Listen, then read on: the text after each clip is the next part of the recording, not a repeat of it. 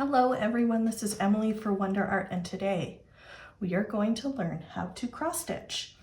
We're going to be using our Stitchcraft by Wonder Art mini cross stitch kit, and we're going to be looking at the Cheery Cherries design, which I think is super cute.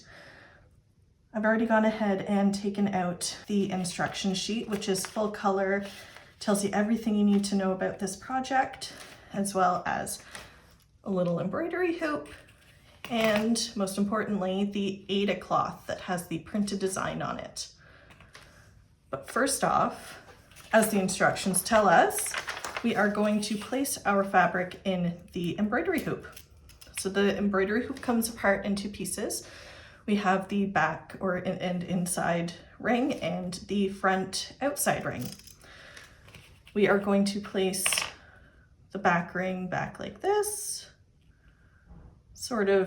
We can sort of gauge if our design is centered or not. And then we place the outside ring. Now this may be a little bit tough. We're going to place it on the outside, sort of press down and make sure that our design is centered. I feel like I did a pretty good job here. And then you're just going to go around the edge and tighten it up. So you can play it like a drum. It's a little quiet, but you kind of can. And tighten off the top so your fabric is nice and snug. Awesome, we are ready to stitch. Our kits come with all of the floss that you need for your project, as well as the needle. So I'm just going to take that needle out of there. Perfect, and I'm just going to put this aside because I have already cut the pink floss that I need. So to start this, you are going to want to separate 2 of the 6 strands that come in embroidery floss. What I like to do them one at a time. So I will take 1 strand of the 6 and you just pull it and it comes out super easily. And I'm going to do that twice because we need 2 strands for working in cross stitch. Grab the single strand and pull it out. And I'm going to put this aside for now. Oops. Once you have your 2 strands, you can line them up together. So by separating individual strands, this sort of alleviates any twisting that the floss will do when you're working with it. I'm going to go ahead and thread my needle.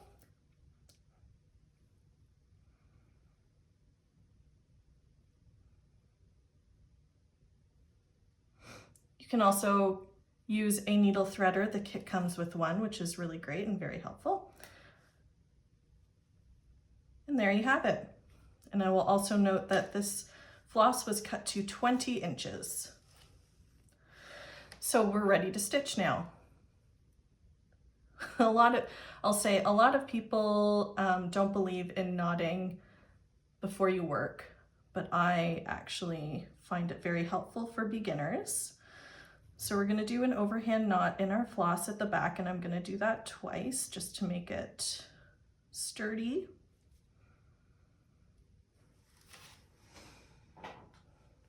And I'm just going to trim a little bit off the end here because it's a little long. And we're ready to go. So what we're going to do next is our actual crossed stitches. We have a great diagram that shows you exactly what to do here, but I am going to walk you through it myself.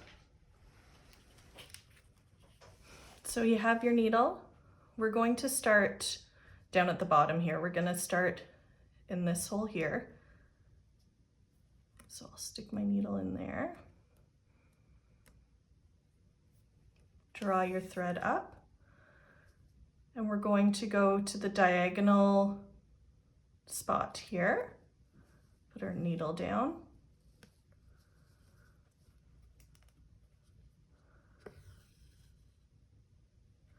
and then we're going to come up down here,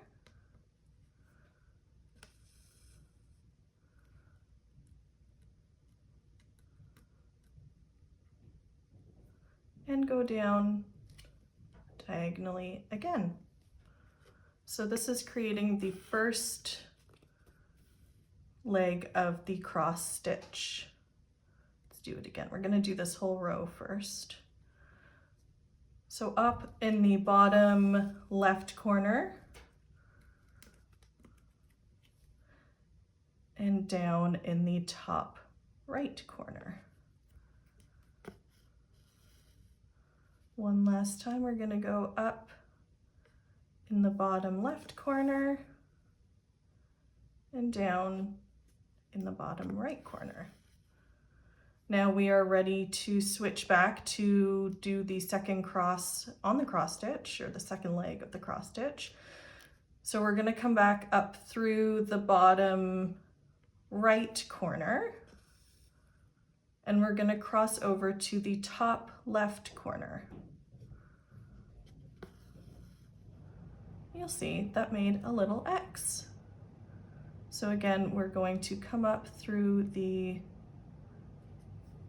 bottom right corner of the box and go into the top left.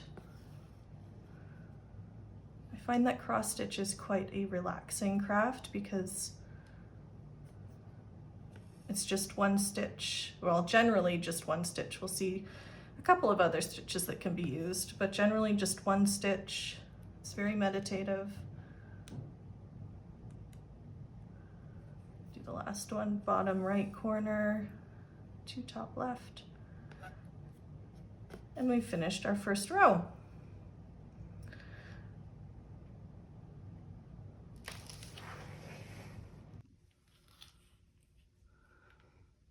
Okay, so I have gone ahead and stitched a little more here. You'll notice that I am a few inches away from the end of my floss, and that means that I am ready to fasten off. You'll notice that I took my work out of my hoop. That's just a comfort thing. I find it easier to work in hand with this. You can keep yours in your hoop if you like. It's totally up to you. So I'm going to just finish off this last stitch that I'm able to here and flip my work over. You'll notice that the way that we were stitching back and forth in rows creates these little legs.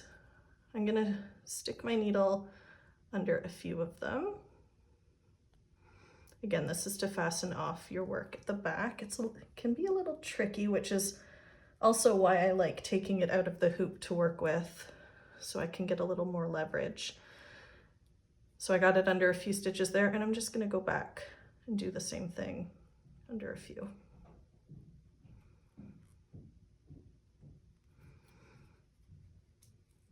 And there you have it. Then I'll trim the extra there. And we've got some stitches done. You will notice that I've stitched over the mouth and some of the eyes, and this is totally okay. In the printed instructions, it has a full chart that shows you where the back stitch and the French knots will be for the eyes, and we will be going over that shortly. I'm going to go ahead and finish all the cross stitches on this guy and meet you back here shortly. So I've gone ahead and finished all of the cross stitching on this piece. So what is left to do is the eyes, which are made out of French knots, the smiles, and the leap veins, which are made out of backstitch. So we're just going to go ahead and we're going to do one of the faces so we can see how to do a French knot and some backstitching. Obviously you can see here that we have stitched over the faces, but that is why it's important to have a full chart to work from so we can see exactly where the eyes are going to go. So I can see here that I'm going to bring my needle up right in the center of this eye here for that first French knot. And I know that it is right here. And I am using one strand of floss for these. You can use two if you want a bolder look, but typically we do use one strand for the details, for back stitching and such. So I've gone ahead and I've drawn up my thread. And for a French knot, you take your needle and place it under your floss and wrap it around twice. And then you insert your needle back into the spot where you brought it up. Making sure to pull the floss a little tighter so you get that nice neat knot. Nice neat knot.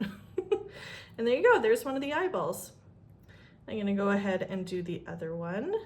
So I'll bring my needle up through the center dot there. You can sort of see where that printing is a little bit, but again, double check with your chart, it tells you exactly where to go. And again, with the French knot, you take your needle, wrap the floss around twice, and insert your needle back down into that same spot.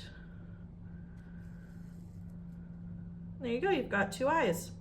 Now we're going to do back stitching, which is, it's like a, I would say it's like a straight stitch, but a straight stitch is a different thing.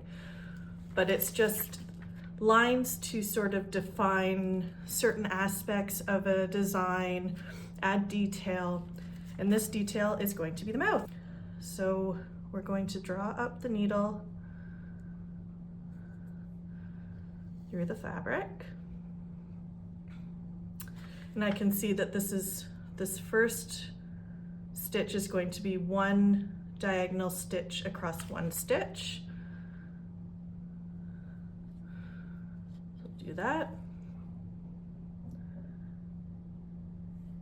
And then the next stitch is a lengthwise stitch, I would say, to make the bottom of the mouth. And I'm going to come up on the opposite side of that stitch. So sometimes it's a little tricky. There we go.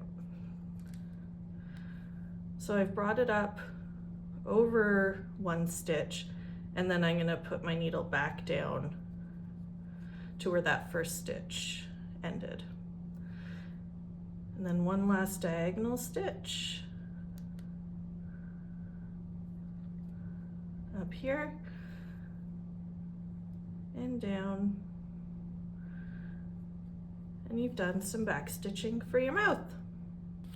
Okay, so you can see here that I finished the back stitching. I got the veins in the leaves, the other little face here, and I went ahead and put everything back in the hoop and trimmed it all up.